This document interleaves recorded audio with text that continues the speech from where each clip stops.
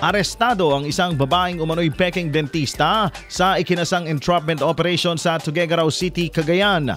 Ayon sa ulat na tuklasan ng Regional Anti-Cybercrime Unit 2 na nag-aalok ang suspect ng dental services online sa pamamagitan ng pakikipag-ugnayan sa mga potensyal na kliyente. Kinumpirma ng Philippine Dental Association at Professional Regulations Commission na hindi lisensyadong dentista ang naturang babae. Nagpanggap na pasyente ang isang operatiba ng RACEU 2 at nakipagkita sa suspect upang magpakabit ng dental braces. Habang aktual na nagsasagawa ng orthopedic procedure ang suspect, agad itong dinampot ng mga operatiba. Nasamsa mula sa babae ang iba't ibang dental paraphernalia at mobile phone na ginagamit niya sa pag-aalok ng serbisyo.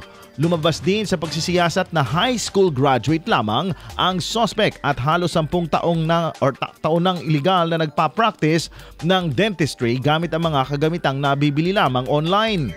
Dinala ang suspect sa City Prosecutor's Office para sa inquest proceedings at pansamantalang nakadetine sa Tuguegarao City Component Police Station. IFM News.